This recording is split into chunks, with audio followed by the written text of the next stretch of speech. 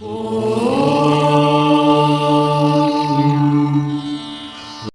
சிவாய நம்ம ஐயா. சொல்லுங்கம்மா. நல்லா இருக்கிறீங்களா ஐயா? நல்லா இருக்குமா ஐயா ரொம்ப சந்தோஷம் உங்களை பாக்கத்துல. சரி. இன்னைக்கு உங்களை ஒரு கேள்வி ஒண்ணு கேட்க போறேன் ஐயா. கேளுங்க. இந்த மனசுன்னு சொல்றாங்கல்ல, மனசு பல விதமா லோல் படுது, அல்லல் படுது, ஆசைப்படுது, அழுவுது, இப்படி நிறைய பிரச்சனை அது உள்ள இருக்குது அந்த மனசுக்குள்ள. சரி. அந்த மனசுன்னா என்ன ஐயா? மனம்னா என்ன ஐயா? மனம் என்பது என்னங்கிற கேள்வி கேக்குறீங்க. ஆமா ஐயா. மனம் என்பது ஆகாயம்மா. ஆகாயமா? ஆகாயம். அப்படியா? ஆமா. மனம் என்பது ஆகாயம். அந்த ஆகாயத்தை எப்படி ஒருவன் வசப்படுத்த முடியும்? முடியுமா? வசப்படுத்த முடியாது. அந்த ஆகாயத்துக்கும் மனதிற்கு என்ன தொடர்பு என்று கேட்டால், இப்ப ஒரு ஆண் குழந்தை உருவாகுது, ஒரு பெண் குழந்தை உருவாகுது. இப்ப வலது கண் வழியா ஒளி நுழையும். ஒளி யாரோட ஒளி நுழையும்? சிவனின் கதிர்வீச்சுகள் நுழையும். இடது கண் வழியா நுழைந்தால் பெண் பிள்ளையாக பிறக்கும். வலது கண் வழியாக நுழைந்தால் ஆண் பிள்ளையாக பிறக்கும். அப்படி வலது கண் வழியாக நுழைந்து ஒரு ஆண் கருவு உருவாகி, அந்த கருவுக்கு கைகளும் கால்களும் கண்களும் மூக்கு வாய் இரத்தங்களும் நாதங்களும் எலும்புகளும் தோள்களும் இதையெல்லாம் அந்த இடத்துல என்ன மாதிரி உற்பத்தி ஆகி கொண்டிருக்கிறது என்று நீங்க சிந்திச்சு பார்க்கணும். சரிங்களா? அப்படி சிந்திச்சு பார்க்கும்போது அந்த குழந்தையாகப்பட்டது உருவாகும். உதிரம், மூட்டுகள், நரம்புகள், நாடிகள், 4448 நரம்பு, இதை ஒரு பொம்மையா உருவாக்கி அந்த பொம்மை மாதிரி அந்த வெளியே வருது. அப்ப மனம் என்ற கருவி அந்த குழந்தைக்கு ஜென்ம நட்சத்திரம்னு ஒண்ணு இருக்கும்ல, அந்த நட்சத்திரத்தின் இயக்கத்தன்மையிலதான் அந்த மனம் இயக்கி கொண்டு இருக்குமே தவிர, மனம் என்பது மனிதனின் உடம்பிலேயே இல்லை. அது ஒரு ஆகாயம். அதை வசப்படுத்த முடியாது.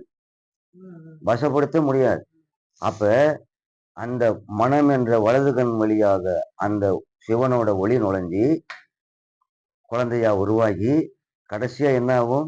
மலமும் ஜலமும் கழிக்கல மூத்திர நீர் வழியாக அந்த மனம் என்ற கருவி கண் வழியில ஆரம்பிச்சு அந்த மூத்திர நீர் வழியா வெளியேறும். இப்படிப்பட்ட மனதை நான் கட்டுப்படுத்துகிறேன், நான் அதற்கு ஒரு பயிற்சி கொடுக்கிறேன், இதுதான் வசப்படுத்தக்கூடிய வழி, அதுதான் வசப்படுத்தக்கூடிய வழி என்பதெல்லாம் சொல்லிக் கொண்டிருக்கிறார்களே, இது எவ்விதத்தில் மனம் அடங்கும்? இப்ப நம்ம இருக்கிறோம்னு வச்சுங்க, அங்க ஒரு சவுண்டு கேட்டுச்சுன்னா அந்த மனக்கருவி அங்க போகும். ஒரு பொருள் எங்க இயக்குதோ அந்த பொருளுக்கு அந்த கண்ணோட்டமும் அந்த மனம் நமக்கு அங்க போகும். அந்த மனதை வசப்படுத்த வேண்டும் என்றால் ஒரு குரு மூலமாக தன்னை உணர்ந்து தன்னை யார் என்று அறிந்து அதுக்கு மேலதான் தன்னோட மனசை வசப்படுத்தி நிறுத்த முடியுமே தவிர மற்றபடி நிறுத்த முடியாது.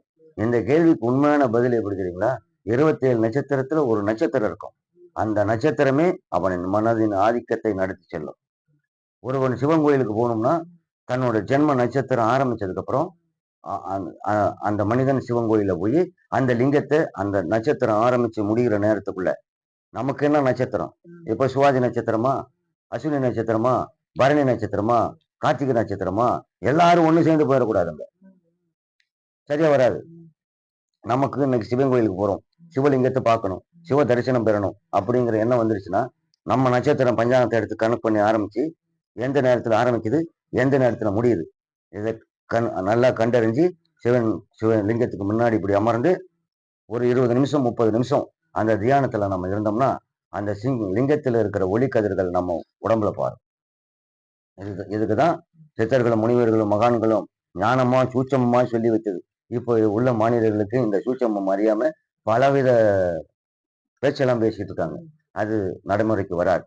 ஒரு மனிதன் புனிதனாக வேண்டும் என்றால் ஜென்ம நட்சத்திரம் ஆரம்பிக்கும் போது சிவனை அந்த லிங்கத்தை பார்த்து எனக்கு என்னது வேண்டும் அப்படின்னு ஒரு 50,000 முறை 1,00,000 முறை தன்னோட வேண்டுதலை வச்சு 1,00,000 முறை அந்த சிவலிங்கத்தை பார்த்து கேட்கணும்.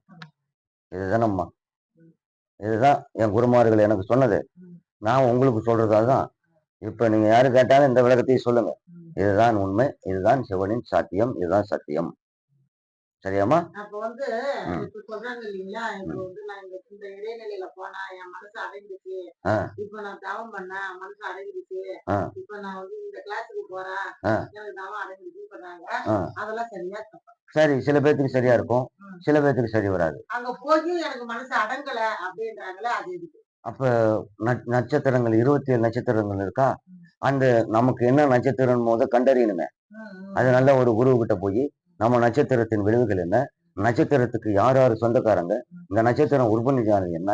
இந்த 9 நவகிரகங்கள் இருக்கு. இந்த நவகிரகங்களுக்கு தாய் தகப்பன்லாம் யாரு? இந்த உருவான கணக்கு என்ன? பிண்டம், ஆண் பிண்டம், பெண் பிண்டம் பூலோகத்துல எப்போ உருவாச்சு? இந்த கணக்கெல்லாம் எடுத்துக்கிட்டு வந்ததுக்கு அப்புறம் தான் அந்த நட்சத்திரத்த கண்டுபிடிக்க முடியும். உடனே ஜோசிக்காரங்க சொல்லுவாங்க, ஜாதகக்காரர்கள். 27 நட்சத்திரம், 9 கோள்கள், 12 ராசிகள்னு சொல்லுவாங்க. அது உண்மைதான். அதுல தப்பு நம்ம சொல்ல முடியாது. ஆனா நமக்கு என்ன நட்சத்திரம் பார்த்து அந்த நட்சத்திரம் செயல்பாட்டுல போய் செஞ்சா அந்த இடத்துல போனா அவங்களுக்கு மனம் ஒரு அடக்கத்தன்மையோ இத எல்லாராலும் கிடைக்கும். செய்ய முடியுமா? எல்லாராலையும் செய்ய முடியாது. சில எல்லாராலும் இப்ப இப்ப நிறைய பேரு அப்ப இத செய்ய முடிஞ்சவங்க தான் அதுல ஜெயிக்க முடியுமா? இதெல்லாம் கண்டறிஞ்சா மட்டும் தான் ஜெயிக்க முடியும். இதெல்லாம் அதுக்கு தானே படிப்புன்னு ஒண்ணு இருக்கு. அதுக்கு தானே படிப்புன்னு ஒண்ணு இருக்கு. அந்த படிப்பை கரெக்டா படிச்சு இப்ப நான் உங்ககிட்ட நீங்க விளக்கம் கேட்கறீங்க, நான் சொல்றேன். அதுக்கு வழி என்ன அப்படின்னு கேட்டா அந்த வழியை நான் சொல்லுவேன். அந்த ஜென்ம நட்சத்திரத்தை கண்டறிஞ்சு அந்த இப்போ நம்ம போறோம் அங்க ஒரு ஒரு ஒரு இடத்துல ஏதோ ஒரு பயிற்சி சொல்லி தராங்க, நாம அங்கிருந்து போறோம் அப்படிங்கும்போது உங்க நட்சத்திரம் ஆரம்பிக்கிற நேரம் பார்த்து உங்க கால் பாதம் அங்க படிந்து விட்டால் அவங்க சொல்றது உங்களுக்கு ஏறும். அங்க உங்களுக்கு மனம் அடக்கம் ஏற்படும். அங்க ஒரு நல்ல ஒழுக்கத்தை நீங்க கத்துக்கிட்டு வந்துடலாம். போற நேரமும் வர நேரமும் அந்த நேர காலங்கள் நாள் செய்யறதே நல்லோரும் செய்யார். காலங்களையும் நேரங்களையும் ஏன் கணக்கிட்டு வச்சிருக்கிறாங்க? இதெல்லாம் அறிந்து முறையோட போய் ஒரு இடத்துல ஆஜராகி அவங்க அவங்க சொல்ற உபதேசத்தை நம்ம ஏத்தோம்னா அது நமக்கு கிடைக்கும்.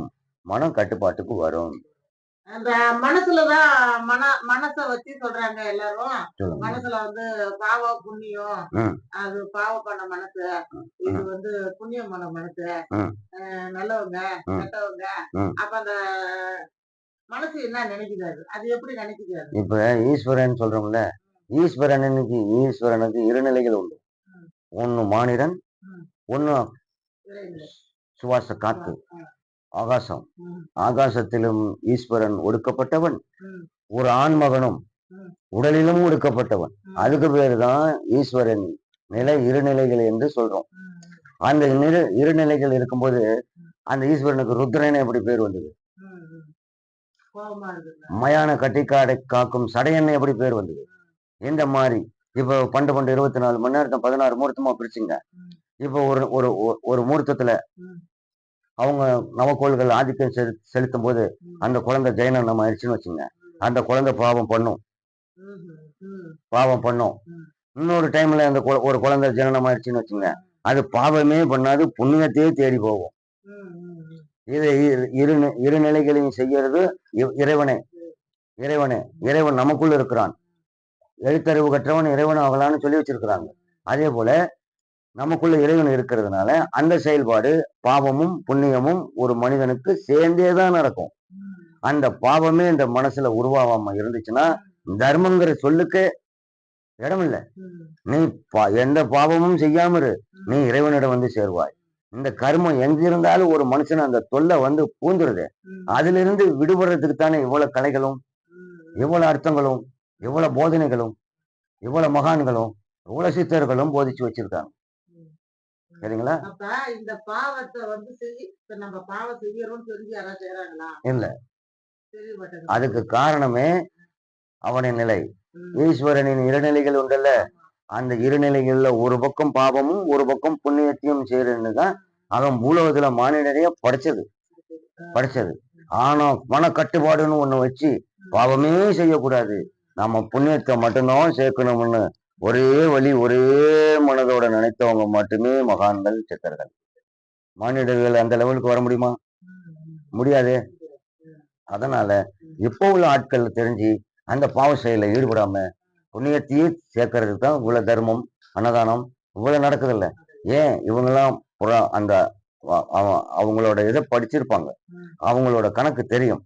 இப்ப ராகு கேது எல்லாம் பிள்ளையாட்டு படத்துல அழிஞ்சுதான் ஆகணும். புதன் சுக்கிரன் சந்திரன் குரு அந்த கிரகங்கள்லாம் பெரிய இடத்துல இருந்தாகணும். அப்ப அந்த பெரிய இடத்துல இருக்கிறதுக்கு ஈஸ்வரன் நம்மளையும் இப்படி படைச்சிட்டான். ஏன் அவங்களையும் அப்படி படைச்சிட்டான்னு அவங்க உள்வார மனதார கண்டறிந்த காரணத்தினால்தான் இவங்க பிள்ளையாட்டு படத்துல போயிட்டு இருக்கிற ராகு கேதுக்கெல்லாம் சோறு கொடுக்கணும். சோறு கொடுக்கலன்னா இந்த ராகு கேதெல்லாம் ஏதாவது ஒண்ணு சொல்லி ஒரு வாசம் பிடிச்சுன்னா அது பழிக்கும் உடனே. இந்த காரணம் புராணங்கள்ல இருக்கு. புராணங்கள்லாம் கொஞ்சம் கற்று அறிஞ்சதுனாலதான் இன்னைக்கு அன்னதானமே நடக்குது, ஆலய வழிபாடுகளும் நடக்குது. இல்லை என்றால் புராணம் சிவன் இல்லைன்னா புராணம் இல்லைன்னா இந்த ஆலயம் நடக்காது, அன்னதானமும் நடக்காது. இந்த அன்னதானம் வாங்கி சாப்பிடுறது கூட சில பேர் பாவம் அவன் கர்மாவை தூக்கிட்டு தானே சோறு போடுறாங்க, அதையா நம்ம வாங்கி சாப்பிடணும் நிறைய பேர் இந்த மாதிரி கேள்வி கேட்கறாங்களே. அதுக்கு உண்மையான பதில் என்ன தெரியுங்களா? யாரு சோறு போட்டாலும் சாப்பிடக்கூடாது, நாமெல்லாம் போய் சாப்பிடக்கூடாது. அவங்க எல்லாம் வழியினா கொண்டாந்து சாப்பாடு கொடுக்கறத நாம வாங்கிக்கலாம், தப்பு கிடையாது. அது அந்த பாவம் வந்து சேராது, பாவம் வந்து சேராது. நாம ஆமா, அதுதான் உண்மை. நம்ம உட்கார்ந்து இருக்கிறோமா, நம்மளை தேடி கொண்டாந்து கொடுத்தா அது புண்ணியம். நம்ம போய் ஐயா சுவாமி சாப்பாடு கொடுங்க அப்படின்னு கேட்டா அது பாவ செயல். அது வந்து அவங்க கிட்ட இருக்கிற கர்மாவை நாம வாங்குறது மாதிரி ஆயிடும். இப்போ சித்தி பெற்ற சாமியாருங்க யாராவது இருந்தால் யாரும் வேட்டி துண்டு கொடுத்தாலும் வாங்க மாட்டாங்க, ஒரு இடத்துல போய் சாப்பிடவும் மாட்டாங்க. நல்லா அப்படியே கண்ணை மூடி அப்படி தியானத்துல இருப்பாங்க. தியானத்துல இருக்கும்போது யார் வீட்டுக்கு சாப்பாட்டுக்கு போகணும் அப்படின்னு அவங்களுக்கு தெரியும். கரெக்டா காலையில 3 வீட்டுக்கு போவாங்க, மத்தியானத்துக்கு 2 வீட்டுக்கு போவாங்க, சாயந்தரம் யார் வீட்டுக்கும் போக மாட்டாங்க. அந்த காலையும் மாலையும் தான். அது யாரு பத்தினி லட்சுமி கடாட்சம் பொருந்திய பெண் எங்கே இருக்கிறாள் அப்படியே ஞானத்துல கண்டு அந்த வீட்டுல சாப்பாடு வாங்கி சாப்பிட்டுட்டு ஒரு இடத்துல போய் படுத்து தூங்குவாங்க, ராத்திரில சுடுகாட்டுல போய் பூஜை செய்வாங்க. இதுதான் உண்மையான சாமியார்.